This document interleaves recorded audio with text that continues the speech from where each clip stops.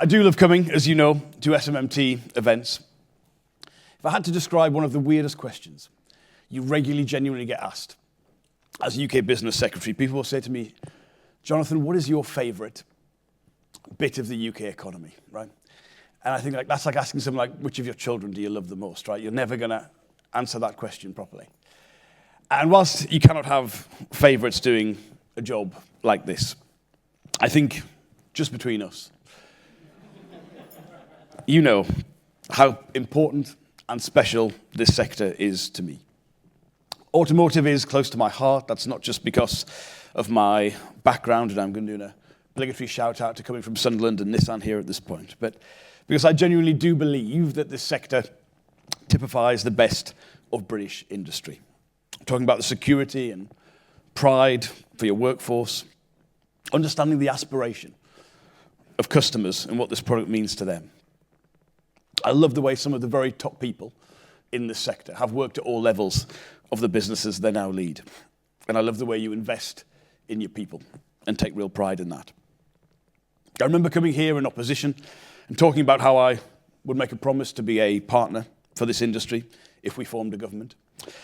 And then I remember 7 months ago at your annual dinner, I promised and said we're willing to change regulation that wasn't working. Regulation I felt was stopping you from doing what you do best and recognizing where in particular the market actually was. That led to the reforms to the zero emission vehicle mandate because you'd given us a clear message and we acted on that message and we provided immediate relief and the future flexibility needed to ease the burden of the transition. But it was important to me that we did that in a way that didn't betray the ambition that we all share, that we didn't in any way undermine the message of how brilliant your products are for the future.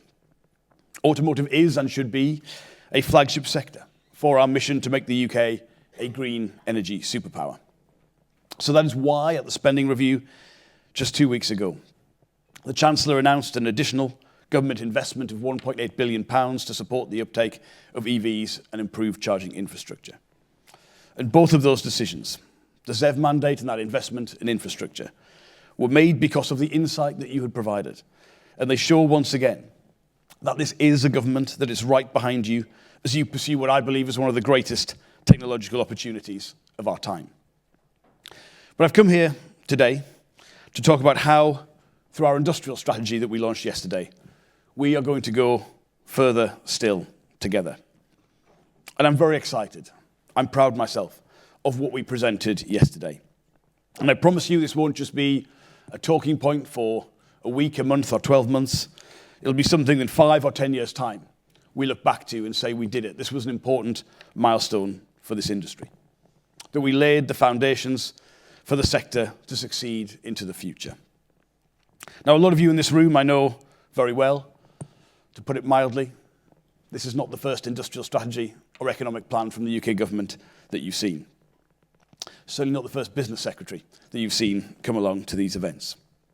And I know over the years, a lot of these documents have been published and then they've just been allowed to gather dust on a Whitehall desk. The last government took that attitude to its logical conclusion, didn't even publish an industrial strategy at all. But this plan is genuinely different. For one thing, it is the first time ever that the whole of government has been united behind a single strategy. This is not the DBT industrial strategy, it is the UK government industrial strategy. It's an ambitious 10-year plan to kickstart an era of economic prosperity by making it quicker and easier for businesses to invest.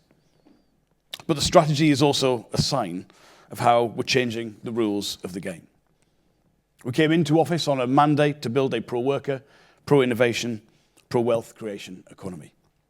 But to fulfill that ambition completely, we need an approach where the UK rises to meet the demands of the decade ahead, instead of trying to play catch-up. And in footballing terms, a government's job is never to be the star striker. That's your job. You've got to go out and score the goals. But I like to be, bear with me here, the Jordan Henderson of government, fellow Mackham hero, dictating the pace of play, protecting the back line, making the passes forward to give businesses the best opportunity to put the ball into the net. That's our role as the government. On the pitch, working hard, always making sure the ball goes to the right players, but fundamentally facilitating other people's success. And to that end, our advanced manufacturing sector plan sets out how the UK will solidify itself as the best place in the world to start, to grow, and to invest in advanced manufacturing. In practice, that means an ambition to nearly double the annual business investment in the sector by 2035. And in an automotive context, that means growing our output to over 1.3 million vehicles by 2035, helping to stabilize and grow our supply chain. Now, that's a huge task. Previous governments would not have had this level of ambition, but we know it is well within your grasp. And of course, we know that to meet that goal, you'll need government rolling up its sleeves and getting involved. And you can see that in our plans for the Drive 35 initiative. It will support the latest research and development and, crucially, unlock capital investment in zero-emission vehicles and in batteries and their supply chains. And alongside Drive 35, you'll have seen that we've also announced a new automotive technology strategy for next year, ensuring that our long-term support is underpinned by that clear industrial policy. We're bringing forward an ambitious pilot for EV manufacturing clusters in partnership with both the North East and the West Midlands combined authorities. And we're ploughing just over 450 million into a new battery innovation programme, building on the success of the Faraday Battery Challenge. And all of this is to say nothing of the £15.5 billion we've allocated to transport for city regions, including support for the manufacturing of green buses, or the additional funding we're making available to 2030 for the CAM Pathfinder programme, supporting self-driving innovation. Now, taken together, these commitments represent the biggest set of automotive announcements in over a decade. But what I am most proud of are our wider interventions to make that ambition genuinely deliverable. And that does mean using the industrial strategy to tackle the sky-high electricity costs that UK manufacturers have faced for years. From 2027, the new British Industrial Competitiveness Scheme will reduce electricity costs by up to £40 per megawatt hour for over 7,000 electricity-intensive businesses in manufacturing, many of them within our automotive sector. And we will do this without any increase in bills for any other business or for households or for rising taxes to pay for it. We will exempt eligible businesses from the costs of the Renewable Obligation Scheme, the capacity market, and feed-in tariffs. And we'll use changes to future CFDs to pay for that, and the revenue forecast from future revenue from the emissions trading scheme. What always, in my view, should have been the case to tackle industrial energy prices. And it will mean in practice, right now, we would go from being the outlier on industrial energy costs to being cheaper than the Czech Republic, than Italy, and roughly on a par with Germany. And as well as that, we do plan to improve the supercharger generosity, moving from 60% to 90% network costs. And because that is an existing programme, I can do that even sooner from next year. It means for battery production and gigafactory investments, a complete transformation in the economics of that investment. And we're also going to reform our skills system too, with an extra 1.2 billion each year by 2028-29. Engineering is one of the priorities for that investment. We want to deliver more opportunities for people at all stages of life to learn and earn in our high-growth sectors. And that's why we're investing over £100 million to boost the talent pipeline alongside new engineering technical excellence colleges. Now, Justin, you mentioned trade, and we're mirroring this level of ambition in our efforts on the global stage. I'm tempted to ask you to speculate which you thought was more difficult, negotiating within Whitehall to bring down industrial energy costs or negotiating with the Trump administration on trade. But we all know that 80% of UK-made cars are exported. Improving trade conditions is one of the most important things we can do. We've already taken some big steps in that direction by signing 3 landmark trade deals in the space of a month. The United Kingdom was the first country to have signed a deal with the United States. Not an easy negotiation. But the economic prosperity deal reduces tariffs in key industries, especially the automotive sector. And there were those who said it couldn't be done. There's a lot of advice from people all of it welcome, I can tell you. But some people said getting a deal over the line was going to be impossible, or certainly impossible at any speed. They said the current administration in the US had no interest in doing a deal. We always insisted that those people were wrong. I knew they were wrong.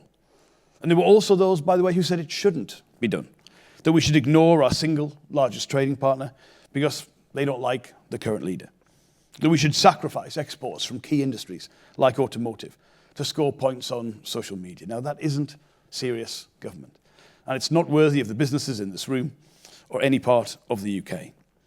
Everyone was always going to end up in some degree of negotiation with the US administration, and getting to the front of that queue simply made sense to me. And whilst no agreement is perfect, I believe we've turned a risk into an opportunity, because we are the only nation with a deal on automotive. It's a big advantage for UK automakers exporting to one of their largest markets. And it's a sign of just how close the UK-US relationship remains. And despite calls from our opponents to ignore our other closest trading partner, we've shown that we can pursue a deeper relationship with the US and the European Union at the same time. Last month, the Prime Minister welcomed Presidents von der Leyen and Costa for the first ever summit between the UK and the EU. And you can see from the deal signed that we're both serious about resetting our relationship. The EU is our single largest trading market and a crucial market for this industry. So rest assured we will keep working to remove barriers and to make exporting easier. Again, there is more that can be done in future, but it's better in terms of the relationship we have now than it's been for many years. And of course, at the beginning of May, we were able to sign the long-awaited trade deal with India, a deal that takes the auto tariffs from over 100% to 10% and throws open the doors to our industry to India's rapidly growing middle class. Those are just the fruits of the work that we've been doing for the last few months. And our upcoming trade strategy, set to be published this week on Thursday, will set out the game plan for the future. Our ambition to improve the competitiveness and to increase the resilience in the UK automotive supply chain. And I'm indebted to the work of this sector, to the Automotive Council, and of course to the SMMT itself, for the intelligence and the insights that you've shared to inform this strategy and to help us navigate what has been a difficult global environment.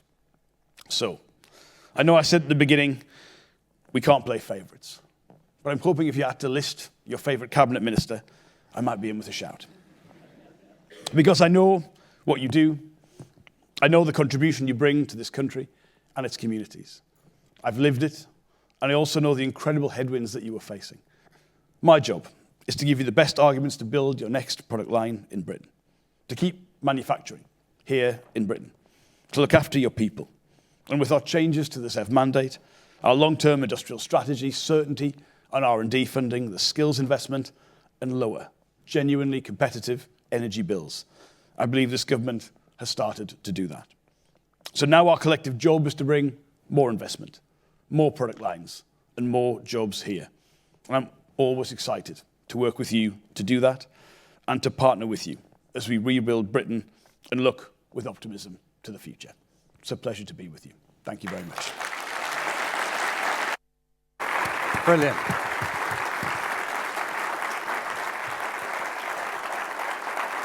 The Secretary of State has such an empty diary that he's happy to take a couple of questions. I suppose the first should be a show of hands on who your favourite cabinet minister is, but let's not do that. Let's have a question or two for Jonathan Reynolds before we let him get on with his time.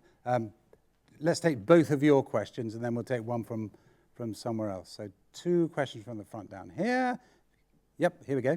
Just a quick question, Lisa O'Carroll from The Guardian, about steel and what you expect to happen with the tariff on steel. Okay, hold that thought. And your question as well? Hi, Matt Oliver from The Telegraph. We've just seen a vote in Parliament against reducing welfare, disability benefits. Very difficult vote for the government. People, including Paul Johnson at the IFS, are saying, how is this, possibly going to prevent further tax rises? Are you concerned about further tax rises and the pressures that puts on businesses like those in this room? You take those 2 together, and then we'll go for one more. I might change my mind about the questions now, to be honest. I always remember Mike saying to me, he was very impressed last year. You come and you answer questions, and I can see the civil servants now work for me thinking, no, don't do this. Don't get in. You know too much now. You're an actual Secretary of State. Lisa, on steel. Look, we have obviously had the implementation of the beginning of the deal. We agreed with the US on sectoral tariffs, and automotive was obviously the flagship element of that we needed to proceed with in terms of our offensive asks. Now, on steel, we have achieved clearly a preferential position when the tariffs were up to 50% for everybody else.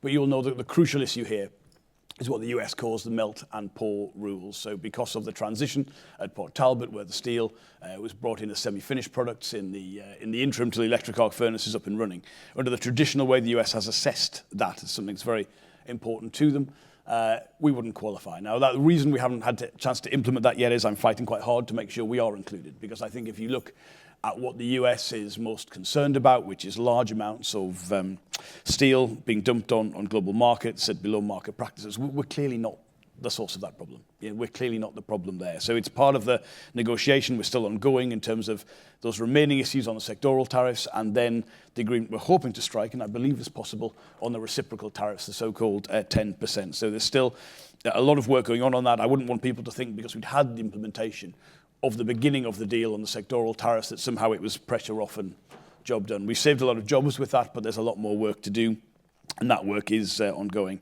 And Matt, I'm not, having been here, aware of the latest comings and goings in Parliament. I would just say on this, it's very, very important to understand the government's position, which is that if you look at the sheer number of claims coming in for PIP, I mean, it's about 1,000 a day at present. We've had a huge increase in the spend the country makes on disability benefits more generally. We're a real international outlier in relation to that. Now, I am not someone who will ever seek to stigmatise, to denigrate anyone with a disability. I have a son myself who is in receipt of PIP. I think you know that. But I think it's very important to say that because of the sheer numbers of claims coming in, even with the reforms the government is putting forward, there'll be more people at the end of this Parliament on PIP than there were at the beginning. There'll be a significant high degree of spending, come what may, on PIP.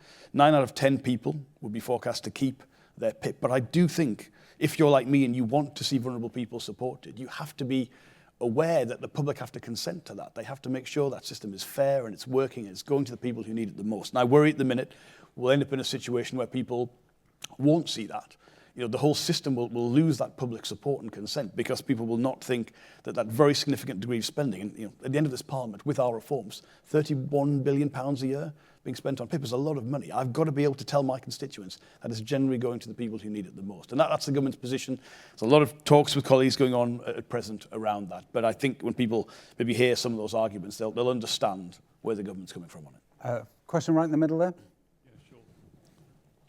Yeah, thanks very much, Secretary of State. Obviously, you've acknowledged the importance of the electrification transition for the industry, and that's been recognised in the industrial strategy. But obviously, that clarity of policy direction is so important, not just for the industry, but for consumers as well. And we just had a really good panel session earlier on that sort of flagging rates of consumer adoption. Yeah. So can you give clarity or an undertaking that in the course of this government, there will be no further substantial changes to the ZEV mandate, including the 2030 date on the end of sale of pure ICE engine vehicles and the 2035 100% ZEV target? And to use your footballing analogy, there'll be no shifting of the goalposts in that respect. Thank you. Very good. The first thing to say is when we came into government, there was an absolute view in terms of the overall kind of Whitehall machine that there should be no changes whatsoever to the ZEV mandate, that everything was working fine. That is just not the message I received from colleagues in this room. It genuinely wasn't. And it was started off with essentially quite a lonely position within the structures of government, saying I think we had to be willing to look at where the real degree of market demand was, not undermine the product in any way, but also not undermine the business case for making vehicles as part of the transition in the United Kingdom. I think by the end of a relatively short space of time in government, I'd won out on the argument on that because I was genuinely worried by what we were seeing. And I think if you are in government and you refuse to acknowledge sometimes where a policy is perhaps not working out as it was originally intended, and there have been some very significant changes, including the huge increase in Chinese production, obviously, in the last few years, it was important to do that. Now, I want to provide certainty. I want to provide a platform which in no way undermines the message as to how brilliant these developments in technology are. There is, under the existing provisions of the ZEV mandate, a review clause in one of the years. And I think it is simply okay to say we're extremely committed, completely committed to manufacturing vehicles in the UK, that we're completely committed to the transition. But of course, any sensible government monitors market conditions. And so I want to give absolute certainty as to the direction that we're going on. But I would never give this room a message that we're not willing to engage with industry if somehow some unforeseen situation arises where we've got to look at that. I think what we have done is not fall for what I think the Rishi Sunak government mistake was, which is, there's a real drop in sales after the intervention from Rishi's Prime Minister that really undermined the market. But at the same time, I think being ignorant of where the market was at and seeing production outsourced, and if people felt the transition was going to be met simply by imports to the UK, I think that would genuinely undermine the legitimacy of so much of climate transition policy. So it's a very pragmatic position. I want ambition and I want certainty, but I'm always going to work with people in this room to make sure any policy is working correctly. Secretary of State, we will let you get on with your very busy day. Thank you so much. Real pleasure to have you.